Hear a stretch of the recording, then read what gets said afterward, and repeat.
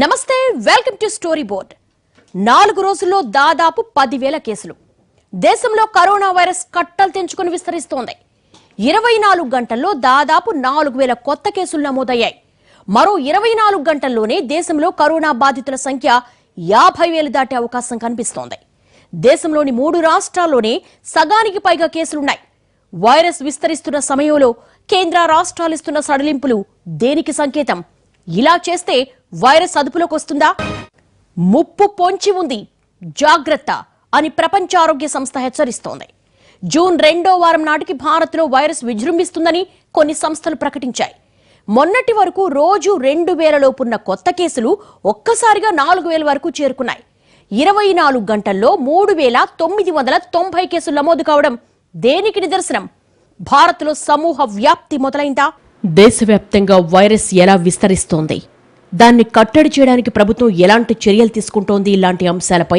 ప్రతిరోజు కేంద్ర వైద్య ఆరోగ్య శాఖ బులెటిన్ విడుదల చేస్తోంది అయితే 4 రోజుల నుంచి ఈ బులెటిన్లో ప్రకటిస్తున్న అంశాలు ఆందోళన కలిగిస్తున్నాయి తాజా బులెటిన్ ప్రకటించిన లెక్కలతో కొంతమందిలో వణుకు కూడా మొదలైంది కొన్ని రాష్ట్రాల్లోనే అయినా దేశంలో కేసులు పెరుగుతున్న తీరు తీవ్రంగా ఉంది తొలిసారిగా 24 గంటల్లో 3,990 కొత్త కేసులు నమోదయ్యాయి ఒక్కరోజు వ్యవధిలో ఇంత భారీ స్థాయిలో కరోనా పాజిటివ్ కేసులు నమోదు కావడం ఇదే తొలిసారి దేశంలోని 19 రాష్ట్రాల్లో ఉన్న మొత్తం కేసుల కంటే 24 గంటల్లో నమోదైన కేసులు ఎక్కువ కావడం దేనికి సూచిక 781 टन आवश्यक मेडिकल कार्गो को भारत के दूर दराज क्षेत्रों में पहुंचा रहा है ट्रक्स और गुड्स कैरियर्स की मूवमेंट में निरंतर बढ़ोतरी हो रही है परंतु इस आवाजाही को और पुख्ता करने के लिए गृह मंत्रालय ने कल राज्य सरकारों को पत्र लिखकर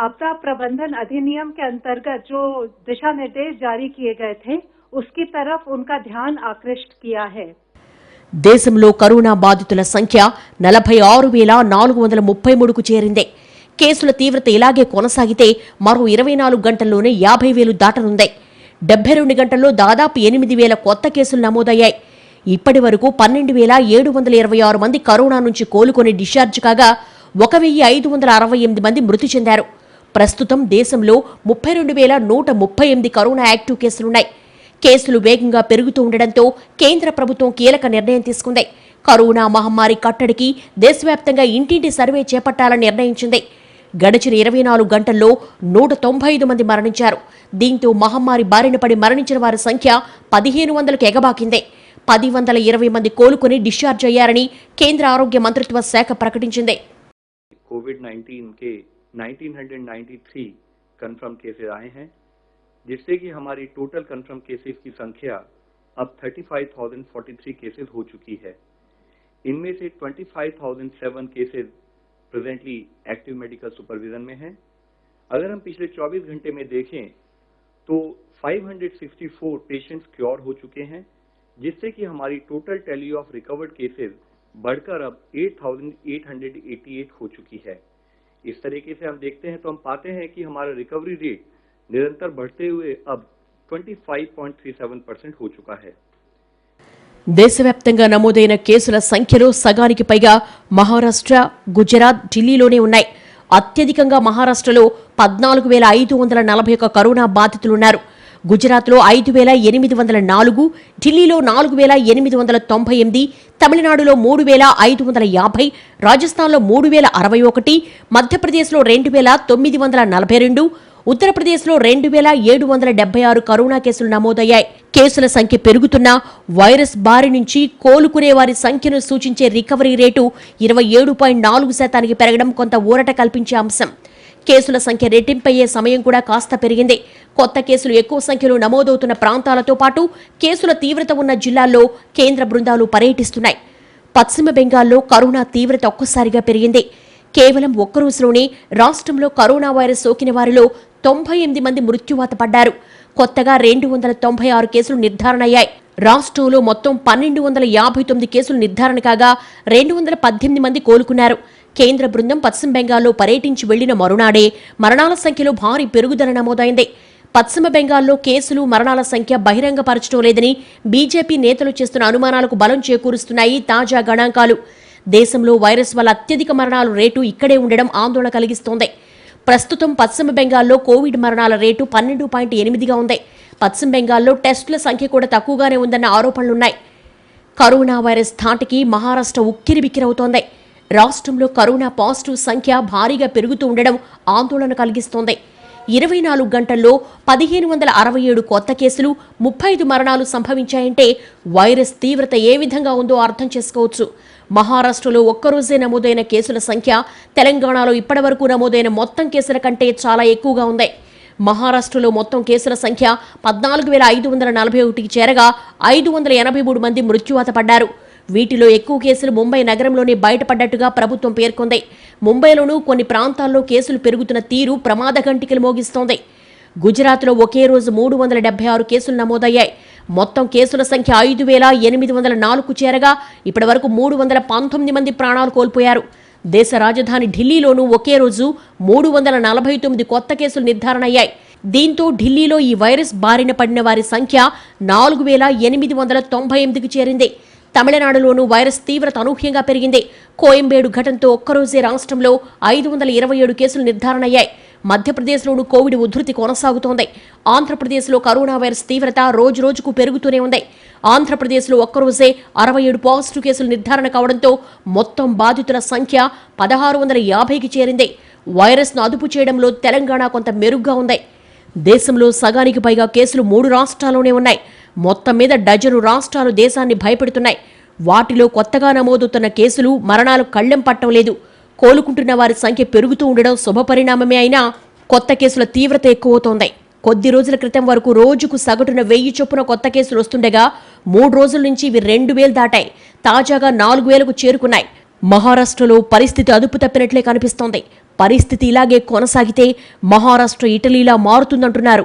దేశ ఆర్థిక వ్యవస్థకు కీలకంగా ఉన్న ప్రాంతాల్లో కేసుల తీవ్రత పెరగడం ఆందోళన కలిగిస్తున్న అంశం. Welcome back. రాత్రి 7 నుంచి ఉదయం 8 గంటల మధ్య బయటకు రావద్దు. బయటకొస్తే 6 నెలలు జైల్లో గడపాల్సి వస్తుంది. జాగ్రత్త. మహారాష్ట్ర ప్రభుత్వం తాజా హెచ్చరిక ఇది. పరిస్థితులు చేయి దాటిపోతూ ఉండడంతో ఆంక్షల్ని కఠినంగా చేసింది ఉద్ధవ్ సర్కార్. ఏడాది పాటు కొత్తగా అభివృద్ధి కార్యక్రమాలేవి చేపట్టకూడదని నిర్ణయించింది. కరోనాను కట్టడి చేయడంలో మహారాష్ట్ర ప్రభుత్వం ఎక్కడ విఫలమైంది? కరోనా మహమ్మారి మహారాష్ట్రను బెంబేలెత్తిస్తోంది. దేశ ఆర్థిక రాజధాని ముంబై వణికిపోతోంది. దేశంలో ఈ రాష్ట్రంలోనే కరోనా కేసులు, మరణాలు ఎక్కువగా ఉన్నాయి. దేశంలోని మిగతా రాష్ట్రాలతో పాటే మహారాష్ట్రలోనూ లాక్డౌన్ అమలు చేశారు. అయితే మిగతా రాష్ట్రాలు చేరుకోలేని రీతిలో మహారాష్ట్రలో కేసులు భారీగా పెరిగాయి. అక్కడ వైరస్ వ్యాప్తి, మరణాల రేటు రెండూ ఎక్కువే. ఆసియాలోని అతి పెద్దదైన ముంబై మురికివాడ ధారావిలోనూ కేసులు నమోదవడం అధికారులను కలవరపాటు గురిచేస్తోంది. ఇది ప్రపంచంలోనే అత్యంత కిక్కిరిసిన ప్రాంతం కావడం వారి ఆందోళనకు ప్రధాన కారణం. వైరస్ వ్యాప్తిని అడ్డుకోవడానికి రాష్ట్ర ప్రభుత్వం మొదట్లో గట్టి చర్యలే తీసుకుంది. ప్రజల రాకపోకలపై దేశంలోని మొట్టమొదట ఆంక్షలు విధించింది. తబ్లికీ జమాత్ సమావేశం ముంబై సమీపంలో నిర్వహించుకోవడానికి పెట్టుకున్న అర్జీని సైతం తిరస్కరించింది. లాక్డౌన్ ఆంక్షల అమల్లో నిర్లక్ష్యం మహారాష్ట్ర కొంపముంచింది. లాక్డౌన్ ప్రకటించిన 3 రోజుల తర్వాత కూడా ముంబై, పూణేల్లో ప్రజలు రోడ్ల మీదకి యథేచ్ఛగా వచ్చారు. కార్లు, ద్విచక్ర వాహనాలతో మార్కెట్లో కొనుగోలు చేశారు. చిన్న చిన్న జాగ్రత్తలు తీసుకుంటే వైరస్ను కట్టడి చేయొచ్చనే అపోహతో ప్రైవేట్ ఆఫీసులన్నీ పనిచేశాయి. పాలకులు, పోలీసులు తెలివి తెచ్చుకునేసరికి జరగాల్సిన నష్టం జరిగింది. తొలి రోజుల్లో కాస్త పర్వాలేదన్నట్లుగా ఉన్న మహారాష్ట్ర అనూహ్యంగా ప్రథమ స్థానానికి వెళ్లడానికి ప్రధాన కారణం నిర్లక్ష్యం. లాక్డౌన్ సమయంలో నిత్యావసరాల దుకాణాలను 24 గంటలు తెరిచి ఉంచడానికి ప్రభుత్వం అనుమతించింది. దాంతో ప్రజలు గుమికూడడం తగ్గలేదు. వ్యవసాయ అనుబంధ మార్కెట్ల విషయంలోనూ తప్పటడుగు పడింది. దేశంలోని అతి పెద్దదైన నవీ ముంబై వ్యవసాయ మార్కెట్ను 2 రోజులే మూసేసి మళ్లీ తెరిచారు. తర్వాత ఆంక్షలు విధించారు. బాధితులను గుర్తించడానికి పరీక్షలు చేయడంలోనూ ఆశించిన స్థాయిలో దూకుడుగా వ్యవహరించలేదు. దేశ రాజధాని ముంబై జనాభా 1.40 కోట్లు. ఐటీ హబ్గా పేరొందిన పుణే 75 లక్షలు. ఈ 2 నగరాలకు జాతీయ, అంతర్జాతీయ సంబంధాలు అధికం. రోజూ వచ్చిపోయే అంతర్జాతీయ ప్రయాణికులతో కిటకిటలాడతాయి. రెండింటి మధ్య 150 కిలోమీటర్ల దూరమున్న గట్టి వ్యాపార బంధాలున్నాయి. ముంబై పుణే ఎక్స్ప్రెస్ హైవేలో రోజు 35,000 కార్లు తిరుగుతాయి. ముంబై లోకల్ రైళ్ల టికెట్ల ధర చాలా తక్కువ కావడంతో వాటిలో నిత్యం లక్షలాది మంది ప్రయాణిస్తారు. దీనివల్ల వైరస్ వ్యాప్తి చాలా సులువుగా జరుగుతుందని అంతా భయపడ్డారు. వీటిని నిలిపేస్తే ప్రజాజీవనం స్తంభించిపోయే ప్రమాదం ఉండడంతో తాత్సారం జరిగింది. ఈ చిన్నపాటి నిర్లక్ష్యం ఇప్పుడు మహారాష్ట్రను హాట్స్పాట్గా మార్చేసింది. ఆసియాలోని అతిపెద్ద మురికివాడగా ప్రసిద్ధి చెందిన ధారావి బాగా కుక్కిన టపాసుల డబ్బా లాంటిది. ఒక్క నిప్పురవ్వ పడినా అంతా బుగ్గవుతుంది. ఎందుకంటే ఇక్కడ కేవలం 2.5 చదరపు కిలోమీటర్ల విస్తీర్ణంలోని ప్రాంతంలోనే ఏకంగా 10 లక్షల మంది నివాసముంటున్నారు. కేవలం 100 చదరపు అడుగుల విస్తీర్ణమున్న గదిలో గరిష్టంగా 8 నుంచి 15 మంది నివసిస్తారు. ఇలాంటి ఆవాస ప్రాంతం ఈ భూగోళంపై ఎక్కడా కనిపించదంటే ఆశ్చర్యపోవాల్సిందేమీ లేదు. 80% ఇళ్లకు వ్యక్తిగత మరుగుదొడ్లు ఉండవు. అందరికీ ప్రజా మరుగుదొడ్లే దిక్కు. ఒక్కోదాన్ని రోజుకు 250 మంది వరకు ఉపయోగించుకుంటారు. ఇక్కడ వైరస్ వేగంగా విస్తరించడానికి అవకాశాలు చాలా ఎక్కువ. మహారాష్ట్రలో 36 జిల్లాలుండగా 5 జిల్లాల్లో అత్యధికంగా కేసులున్నాయి. వీటిల్లోనూ నగరాల్లోనే వైరస్ ఉనికి చాటుతోంది. ముంబై, పుణే నగరాలు ప్రధాన హాట్స్పాట్లుగా మారాయి. వైరస్ సోకిన తొలి బాధితుడు ధారావిలోని దాదాపు 350 నుంచి 400 చదరపు విస్తీర్ణమున్న ఇంట్లో 8 మందితో కలిసున్నాడు. మర్కజ్కు వెళ్లి వచ్చిన 10 మంది తబ్లికీ జమాత్ సభ్యులకు ఆశ్రయమిచ్చాడు. వారు వెళ్లిపోయిన తర్వాత అతనిలో కరోనా బయటపడగా 74 మందిని క్వారంటైన్ చేశారు. ధారావిలో కేసులు విస్తరిస్తూ ఉండడంతో ఆంక్షల్ని కఠినతరం చేశారు. వైరస్ విజృంభిస్తున్న ప్రస్తుత తరుణంలో ప్రతి చదరపు కిలోమీటర్కి 4 లక్షల మంది నివసిస్తున్న ఈ ప్రాంతం పింతీసిన గ్రనేడ్ లాంటిది. ఇది ఎప్పుడైనా పేలొచ్చు. కేసులు పెరుగుతూ ఉండడంతో ముంబైలో మే 17 వరకు 144 సెక్షన్ విధిస్తున్నట్లుగా ప్రకటించింది మహారాష్ట్ర సర్కారు. వైద్యం కోసం మినహా మరే ఇతర పనుల కోసం రాత్రి 7 గంటల నుంచి ఉదయం 8 గంటల వరకు రోడ్డెక్కొద్దని, నిబంధనలు అతిక్రమించిన వారు 6 నెలల పాటు జైలు శిక్ష అనుభవించాల్సి ఉంటుందని హెచ్చరించింది. కేంద్రం ఆంక్షల్ని సడలించాక మహారాష్ట్రలో మద్యం దుకాణాలు తెరవడంతో పరిస్థితి గందరగోళంగా మారింది. నగర వ్యాప్తంగా జనం లిక్కర్ కోసం బారులు తీరారు. సోషల్ డిస్టెన్సింగ్ నిబంధనలు గాలికొదిలేశారు. దీంతో ముంబై నగరంలో 144 సెక్షన్ విధించాల్సి వచ్చింది. మే చివరి నాటికి మహారాష్ట్రను గ్రీన్ జోన్గా మార్చాలని ముఖ్యమంత్రి ఉద్దవ్ ఠాక్రే అధికారులకు కఠినమైన ఆదేశాలు జారీ చేశారు. దేశ ఆర్థిక వ్యవస్థకు 25% రెవెన్యూను సమకూరుస్తున్న ముంబైలో కేసులు పెరగడంతో రాష్ట్రంతో పాటు కేంద్రం కూడా ఆందోళన చెందుతోంది. లాక్డౌన్ వల్ల వచ్చిన ఆర్థిక నష్టాలు అధిగమించేందుకు రాష్ట్ర ప్రభుత్వం ఖర్చు తగ్గించే చర్యలు చేపట్టింది. ప్రస్తుత బడ్జెట్లో ప్రతిపాదించిన అంశాలు తప్ప కొత్తగా ఎలాంటి అభివృద్ధి కార్యక్రమాలు చేపట్టరాదని నిర్ణయించింది. రాష్ట్రంలో లాక్డౌన్ నిబంధనలు కఠినంగా అమలు చేయాలని నిర్ణయం తీసుకుంది. వైరస్ ను కట్టడి చేయడంలో ఉద్ధవ్ సర్కార్ దారుణంగా విఫలమైందని, సైన్యాన్ని దించాలని ప్రతిపక్షాలు కోరుతున్నాయి. దేశంలో 3వ విడత లాక్డౌన్ ప్రారంభమైంది. 1-2 రాష్ట్రాలు తప్ప మిగతా చోట్ల పరిస్థితులు చాలా వరకు అదుపులో ఉన్నాయి. పరిస్థితి పూర్తిగా చక్కబడకుండానే కేంద్రం ఆంక్షల్ని సడలిస్తోంది. రోజువారీ కొత్త కేసులు పెరుగుతున్న సమయంలో ఆంక్షల్ని సడలిస్తే వైరస్ అదుపులోకి వస్తుందా? కరోనాను కట్టడి చేసే విషయంలో కేంద్రం వ్యూహం సరైన దిశలోనే ఉందా? ప్రపంచంలోనే అతిపెద్ద సుదీర్ఘమైన లాక్డౌన్ అమలు చేస్తోంది భారతదేశం. తొలి కేసు నమోదైన 2 నెలల తర్వాత కేంద్రం లాక్డౌన్ ప్రకటించింది. తొలి విడత ఏప్రిల్ 21 ముగిసినా పరిస్థితులను బట్టి పొడిగిస్తూ వస్తోంది. ప్రస్తుతం మే 17 వరకు లాక్డౌన్ 3వ విడత కొనసాగనుంది. ఆ తర్వాత కూడా కేసుల తీవ్రతను బట్టి ఆంక్షల్ని కొనసాగించడం లేదా సడలించాలని కేంద్ర పెద్దలు భావిస్తున్నారు. భారత్లో కరోనా విస్తరణ ఇప్పుడే మొదలైందని, ఈ సమయంలో ఆంక్షల్ని సడలించడం అత్యంత ప్రమాదకరమనే వాదన వినిపిస్తోంది. వర్షాకాలం మొదలయ్యాక భారత్లో 2వ విడత కరోనా విజృంభించొచ్చన్న హెచ్చరికలు వినిపిస్తున్నాయి. మొన్నటి వరకు రోజువారీగా నమోదవుతున్న కేసుల సంఖ్య ఒకంత స్థిరంగా ఉన్నా 2 రోజుల నుంచి అది కట్టు తప్పినట్లుగా కనిపిస్తోంది. లాక్డౌన్ అమలుతో పాటు రెడ్ జోన్లు, కంటైన్మెంట్ జోన్లలో ఆంక్షల వల్ల కొన్ని వారాల పాటు కేసులు తగ్గినా జూలై చివర్లో కానీ ఆగస్టులో కానీ 2వ విడత కేసులు పెరుగుతాయని అంటున్నారు. లాక్డౌన్ అమలు చేయకపోతే అమెరికా, ఐరోపాల్లో తలెత్తిన తరహా మరణ మృదంగాన్ని భారత్ చవిచూడాల్సి వచ్చేది. భారత్లో లాక్డౌన్ విధించడం, దాన్ని కొనసాగించడం ముమ్మాటికి సరైన నిర్ణయాలే. భౌతిక దూరం పాటించడం, లాక్డౌన్ ద్వారా కేసుల సంఖ్యను సాధ్యమైనంత మేర తగ్గించే వ్యూహాన్ని భారత్, ఆస్ట్రేలియా సహా అనేక దేశాలు అమలు చేస్తున్నాయి. భారత ప్రభుత్వం తీసుకున్న నిర్ణయాన్ని అంతర్జాతీయ సమాజం, ప్రపంచ ఆరోగ్య సంస్థ ప్రశంసించాయి. లాక్డౌన్ లేకుంటే 4 నుంచి 7 రోజుల్లోనే కేసుల సంఖ్య రెట్టింపయ్యేదని కొన్ని సర్వేలు తేల్చాయి. మార్చి 25న లాక్డౌన్ అమలు చేయకుంటే దేశంలో ఈపాటికి కరోనా బాధితుల సంఖ్య 10 లక్షలు దాటిదని కేంద్ర ఆరోగ్య శాఖ చెప్పింది. జనాభా, జనసాంద్రత అధికంగా ఉన్న దేశంలో కేసులు లక్షల్లోకి చేరితే జరిగే నష్టాన్ని ఊహించడం కూడా కష్టమే. దేశంలో ప్రస్తుతం కరోనా కేసులు 12 రాష్ట్రాల్లో ఎక్కువగా ఉన్నాయి. వైరస్ల ద్వారా సంక్రమించే స్వైన్ ఫ్లూ, కోవిడ్-19 లాంటి మహమ్మారి వ్యాధులు అత్యధికంగా ఈ రాష్ట్రాల్లోనే ఉంటున్నాయి. దేశంలో 72% జనాభా ఈ రాష్ట్రాల్లోనే ఉండగా 92% పైగా కేసులు 12 రాష్ట్రాల్లోనే ఉన్నాయి. ప్రస్తుతం దేశంలోని 46,000 మంది బాధితుల్లో సగానికి పైగా కేసులు 3 రాష్ట్రాల్లోనే ఉన్నాయి. మొత్తం మీద డజను రాష్ట్రాలు దేశాన్ని భయపెడుతున్నాయి. వాటిలో కొత్తగా నమోదవుతున్న కేసులు మరణాలకు కళ్లెం పట్టం లేదు. కోలుకుంటున్న వారి సంఖ్య పెరుగుతూ ఉండడం ఆశాజనకంగా కనిపిస్తున్నా కొత్త కేసుల తీవ్రత ఎక్కువవుతోంది. లాక్డౌన్ ఇలాగే కొనసాగిస్తూ పోతే ఆర్థిక వ్యవస్థకు నష్టం వాటిల్లుతుందని, ఆ ప్రభావం సమాజంపై పడకుండా చర్యలు చేపట్టాలని ఆర్థిక నిపుణులు సూచిస్తున్నారు.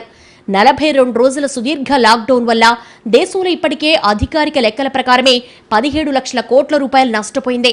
ఇది ఇంకా ఎక్కువే ఉండొచ్చు. దిగ్బంధాన్ని ఇలాగే కొనసాగించడం వల్ల కొత్త సమస్యలు ఏర్పడుతున్నాయి.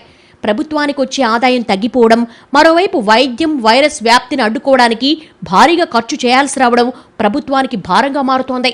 దీంతో ఆర్థికంగా వచ్చే నష్టాలు తగ్గించుకోవడానికి కేంద్ర ప్రభుత్వం ఏప్రిల్ 20 నుంచి కొన్ని రంగాల్లో సడలింపులిచ్చింది. కేసుల తీవ్రతను బట్టి దేశాన్ని 3 జోన్లుగా విభజించిన కేంద్రం గ్రీన్ జోన్లలో అన్ని రకాల పనులకు అనుమతులిచ్చింది. ఆరెంజ్, రెడ్ జోన్లలో పరిమిత సంఖ్యలో ఆంక్షలు సడలించింది. కంటైన్మెంట్ జోన్లలో 144 సెక్షన్ అమలు చేస్తున్నారు.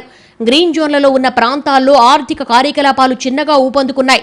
ఇదిలా ఉండగానే రెండో దశ లాక్డౌన్ ముగుస్తున్న సమయంలో దేశంలో వివిధ ప్రాంతాల్లో చిక్కుకుపోయిన వలస కూలీల్ని స్వస్థలాలకు పంపేందుకు గ్రీన్ సిగ్నల్ ఇచ్చింది. గ్రీన్ జోన్లలో ఆంక్షలు సడలించినా వైరస్ను కట్టడి చేసేందుకు కొన్ని నిబంధనలు పెట్టింది. అయితే మద్యం షాపులు ఓపెన్ చేసినప్పుడు వలస కూలీల్ని తరలించడంలో సామాజిక దూరం, మాస్కుల్ని ధరించడం లాంటి నిబంధనలు అమలు కాలేదు. కరోనా విషయంలో ప్రస్తుతం పిక్చర్ క్లియర్గా ఉంది.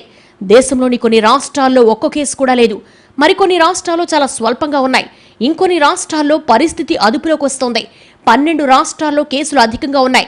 మహారాష్ట్ర, ఢిల్లీ, గుజరాత్లో వైరస్ విస్తరిస్తోంది. వైరస్ లేని ప్రాంతాల నుంచి బలగాలు, వైద్య సౌకర్యాలను వైరస్ ఉన్న ప్రాంతాలకు తరలించడం ద్వారా పరిస్థితుల్లో అదుపు చేయొచ్చు. అయితే అనేక విషయాల్లో కేంద్ర రాష్ట్రాల మధ్య సమన్వయం కనిపించడం లేదు. కేంద్రం ఆంక్షల్ని సడలించినా కొన్ని రాష్ట్రాలు తమ ఇష్టం వచ్చినట్లుగా నిర్ణయం తీసుకుంటున్నాయి. ఈ పరిస్థితి చక్కదిద్దాల్సిన బాధ్యత కేంద్ర పెద్దల మీదే ఉంది. కొన్ని దేశాల్లో లాక్డౌన్ ఎత్తేసిన ఆంక్షలు అమల్లో ఉన్నాయి. లాక్డౌన్ ఒకేసారి ఎత్తివేయద్దని ఆరోగ్య శాఖ సూచిస్తోంది. ఆంక్షల్ని వ్యూహాత్మకంగా మెల్లమెల్లగా సడలించాలని తెలిపింది.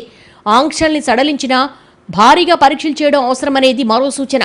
ప్రజలు సుదీర్ఘకాలం వ్యక్తిగత దూరం పాటించేలా, సబ్బునీటితో చేతుల్ని తరచూ కడుక్కునేలా అవగాహన కల్పించాలని నిపుణులు చెబుతున్నారు.